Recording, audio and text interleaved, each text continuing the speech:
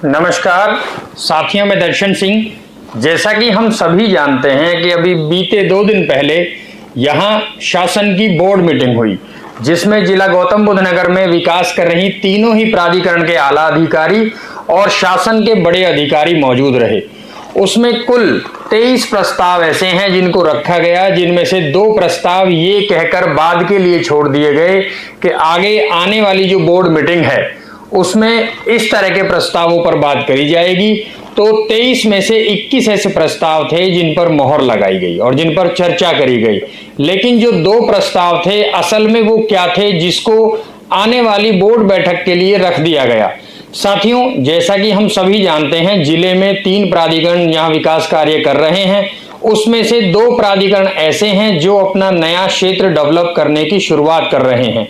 उसमें नोएडा प्राधिकरण बसा रहा है, नया नोएडा, जिसको हम दादरी नोएडा गाजियाबाद इन्वेस्टमेंट रीजन के नाम से भी जानते हैं और न्यू नोएडा के नाम से भी जानते हैं। उसी तरह से नया अधिग्रहण ग्रेटर नोएडा प्राधिकरण भी करने जा रहा है, जिसे हम ग्रेटर नोएडा पार्ट 2 के नाम से जानते हैं। तो साथियों, ये ऐसे शहर होंगे जहां भविष्य में इंडस्ट्रियल, कमर्शियल, रेजिडेंशियल, ग्रीनरी, हर तरह का ध्यान रखते हुए बहुत बड़े पैमाने पर डेवलपमेंट किया जाएगा। उसमें यदि हम बात करें तो अभी हाल फिलहाल जो ग्रेटर नोएडा है, वहां ग्रेटर नोएडा 2 का जो भाग बसाया जा रहा है वो इस शहर से लगभग 1.5 गुने से भी अधिक बड़ा होगा। जी बिल्कुल, 55,000 हेक्टेयर में ये शहर बसाया जाएगा, जहां इंडस्ट्रीज के sector, residential sectors, commercial sectors और तमाम ऐसी चीजों पर ध्यान दिया जाएगा जो ग्रेटर नोएडा में नहीं हो पाई और उससे आगे बढ़ता हुआ शहर वो दिखे।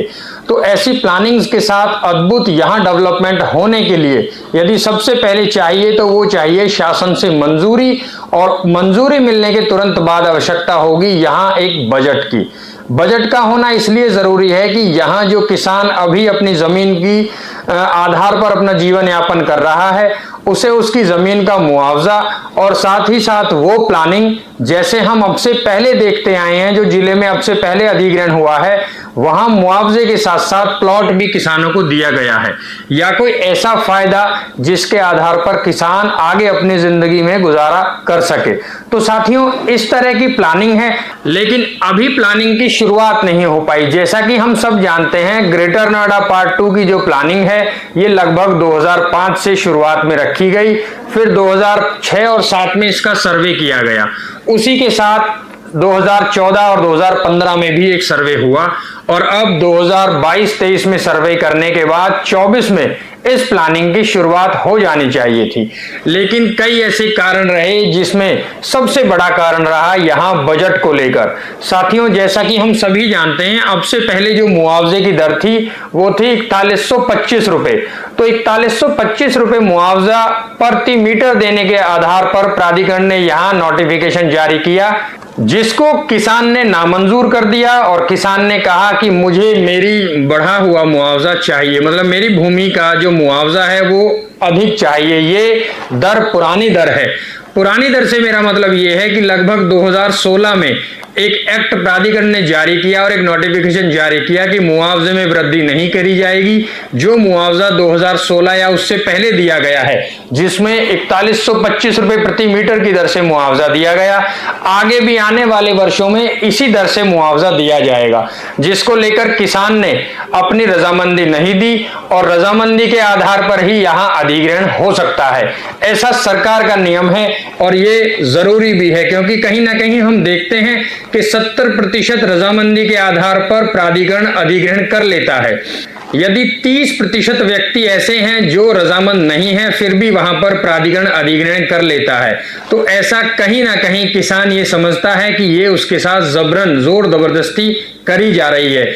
इसके आधार पर यदि सबसे पहले प्राधिकरण ने ये कहा है कि किसानों की रजामंदी से ही यहाँ पर अधिग्रहण किया जाएगा, अब उसमें सबसे बड़ी बात आती है ये कि मुआवजा बढ़ाया जाए।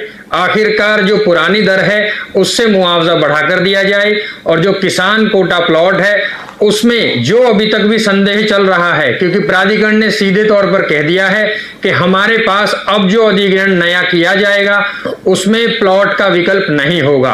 प्राधिकरण ने कहा है कि अब आने वाले अधिग्रहण में वो किसान कोटा प्लॉट नहीं देंगे और जो भी मुआवजा तय होगा किसान को उसकी जमीन का सिर्फ पूरा मुआवजा दे दिया जाएगा।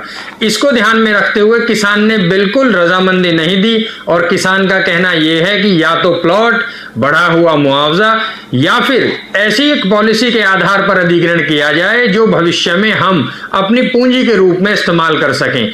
अब उसमें एक विकल्प ये भी आता है क्योंकि यहाँ भारत का दूसरा राज्य गुजरात में अभी लैंड पूलिंग पॉलिसी के आधार पर अधिग्रहण किया गया, उसी तरह से यहां भी ऐसी प्लानिंग लाई जाए।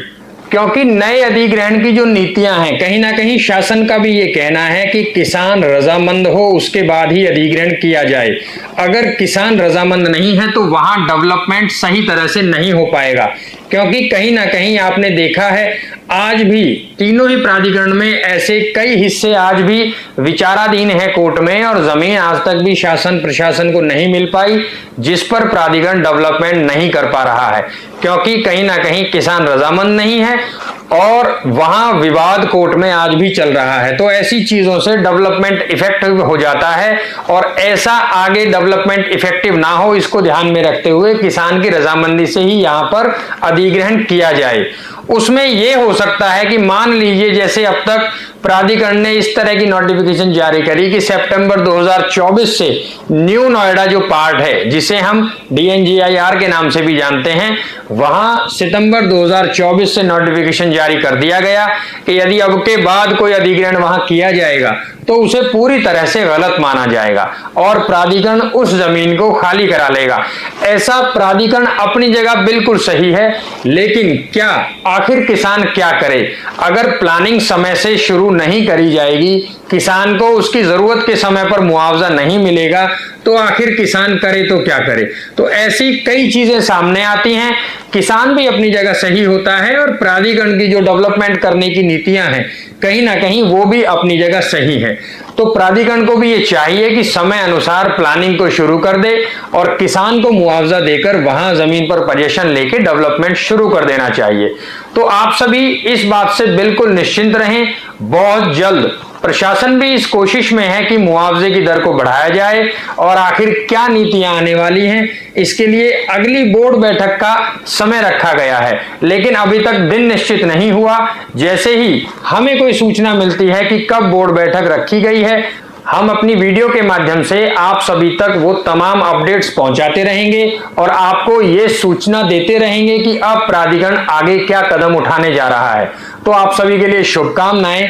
और यदि आप यहाँ किसी भी तरह का इन्वेस्टमेंट देख रहे हैं, चाहे वो छोटे से छोटा निवेश यहाँ की गांव की आबादी हो, एग्रीकल्चर लैंड हो या यहाँ जो अथॉरिटीज के रेजिडेंशियल सेक्टर्स हैं वहां निवेश करना चाहते हैं, साथ ही साथ किसान कोटा प्लॉट में भी आपके पास बहुत अच्छे विकल्प हैं।